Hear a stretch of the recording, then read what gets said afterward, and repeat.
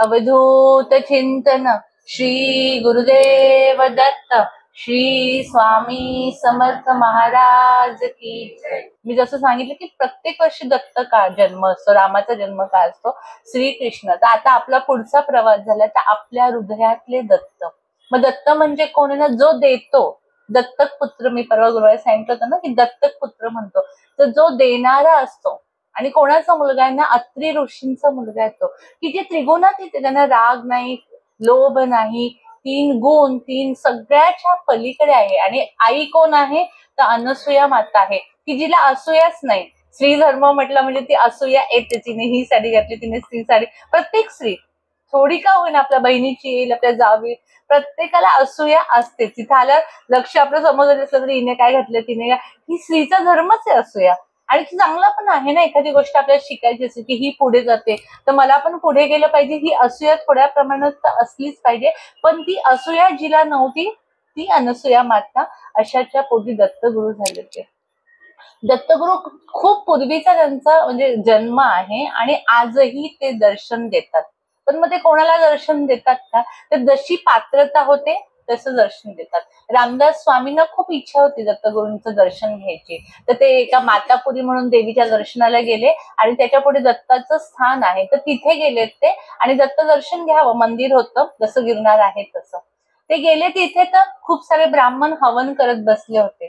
ते त्यांना विचारतात की तुम्ही काय करतात, तर म्हणे आम्हाला दत्तगुरूंचं दर्शन हवंय म्हणून आम्ही हवन करतो, म्हणजे ते इथे प्रकट होतील आणि दर्शन मिळेल।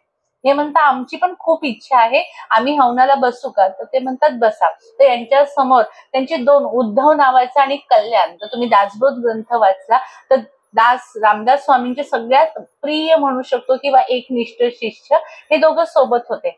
हे हवनाला बसले, यांचं हवन चालू होतं। मंदिराचा परिसर खूप मोठा होता। तिथे एक मलंग, मलंग हा मराठी शब्द आहे, त्याला मुस्लिम म्हणू शकतो आपण। एक मलंग, त्याची बायको, 3 मुलं, एक रेडा, 7 कोंबड्या आणि 3 बकऱ्या, असं सगळं त्यांचं सामान पाठीवर होतं त्या रेड्याच्या। आणि आले ते आणि ते मंदिराचा परिसर बघितला आणि तो जो मलंग, जे मुस्लिम होते ते त्यांच्या बायकोला म्हणते, अरे इधर ही हम लोग आज हांडी बनाएंगे। हांडी बनाएंगे म्हणजे काय, तर चिकन असतं म्हणजे नॉनव्हेजची असते ना, त्याला मुस्लिम भाषेत हंडी बोलतात। आपण चिकन हंडी सुद्धा हॉटेलमध्ये शब्द ऐकला असेल, तर ती हंडी बनाएंगे। ती म्हणते ठीक आहे, मग ती तिथे त्या रेड्यावरचं सगळं सामान काढते आणि ते हंडी ठेवते, म्हणजे मोठा टोप असतो ना, ती हंडी ठेवते। मग ती म्हणते हांडी में क्या बनाएंगे, हिंदीत बोलत असतात ते दोघं जण। यांचं हवन चालू आहे पण सगळ्यांचे कान तिकडे असतात, कोणीतरी आलं पटकन आपलं लक्ष विचलित होतं तसं। तर ते म्हणते हांडी में आज हम लोग मुर्गा पकाएंगे। मग ती म्हणते ठीक आहे। मग ती काय करते, तिच्या म्हणजे 7 कोंबड्या असतात ना, वो 7 मुर्गे ना उनको काटो और उसमें डाल दो। ती बाई सगळ्यांच्या समोर 7 त्या कोंबड्या असतात त्यांना मारते आणि त्या हंडीमध्ये टाकून देते। ती म्हणते की त्या नवऱ्याला, अरे हांडी अभी तक भरी नहीं। ती म्हणते की वो जो बकरे है 2 उसको मार डालो और उसमें डाल दो। मार डालो असं नाही, काट डालो। ती लगेच त्यांच्या समोर ती मान कापते त्या दोन्ही बकऱ्यांची आणि हंडीमध्ये टाकते। ती बायको म्हणते फिर भी हंडी भरी नहीं, तो ऐसे करो वो रेडा है ना उसको काट डालो। एक मोठा रेडा असतो, त्या रेड्याला कापते ती बाई पटकन लगेच आणि त्या हंडीत टाकते, तरी सुद्धा ते टोप असतो तो काही भरत नाही। आता ती म्हणते अरे हांडी अभी तक खाली ही, त्याने अपने 3 बच्चे है ना उनको काट डालो। त्या 3 मुलांना ती बाई कापते आणि त्या हंडीमध्ये टाकते। आणि तो माणूस तिथं उभा असतो, असा उंच पुरा माणूस, त्यांची हांडी फिर भी खाली आहे। मग ती म्हणते इकडे तिकडे बघता म्हणे वो बामन बैठे ना उनको काटो और उसमें डाल दो। असं ऐकल्यावर जे हवन करणारे ब्राह्मण होते ते पळाले, प्रत्येकाला जीव हा प्रिय असतो। पण रामदास स्वामी आणि त्यांचे दोन्ही शिष्य तिथे बसलेले होते। ती बाई त्या तिच्या पतीला म्हणते, अरे वो बामन तो भाग गए।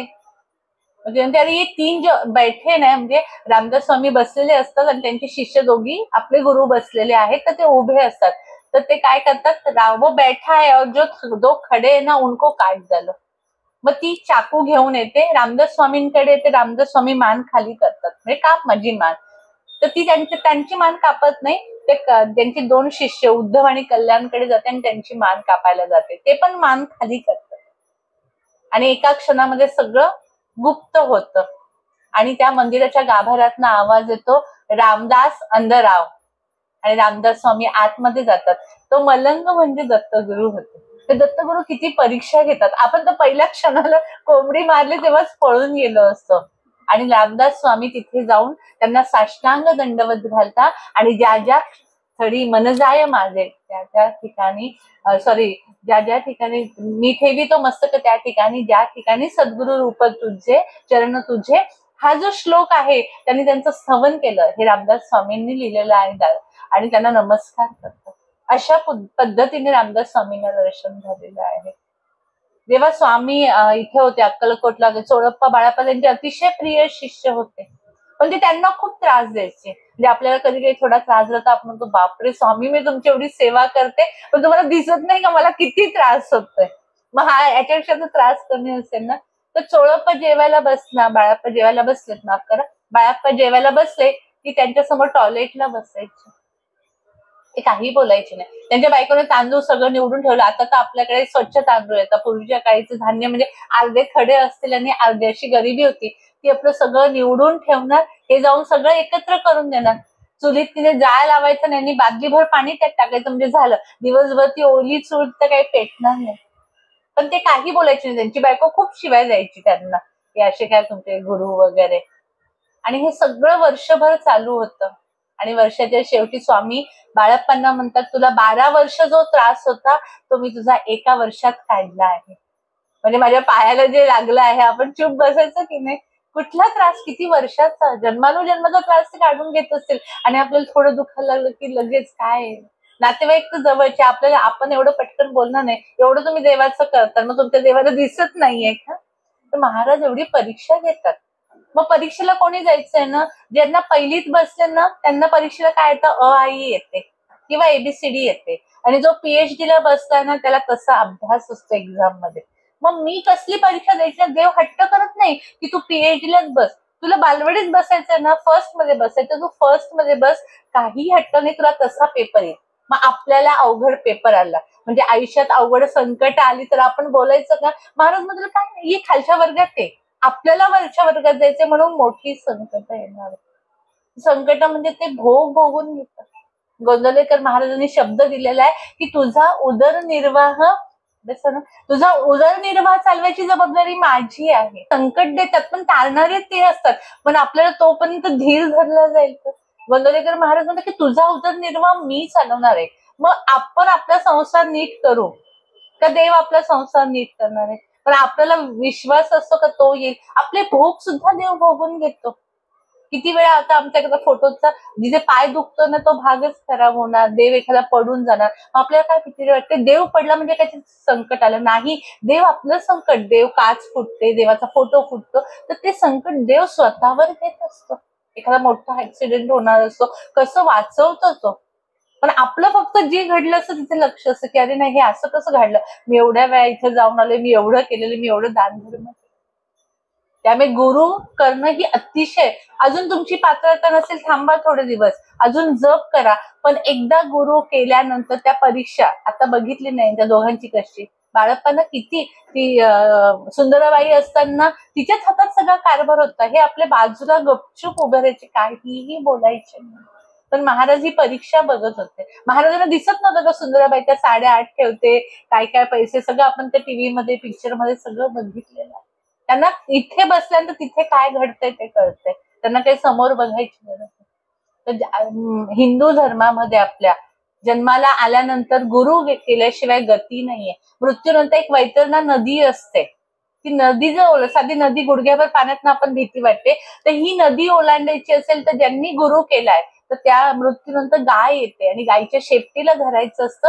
आणि ही नदी ही भोगांची, आपण जे पाप केले आहे ना ते भोग असतात, ती नदी धरून आपण ओलांडायची असते. ज्यांनी गुरु केलं नाही तर ते जे गाणं आहे तो अभंग आहे, पहिलं तीर कोण जाणार आहे ना, तर ज्यांनी गुरु केलेले आहे ते पहिलं तीर.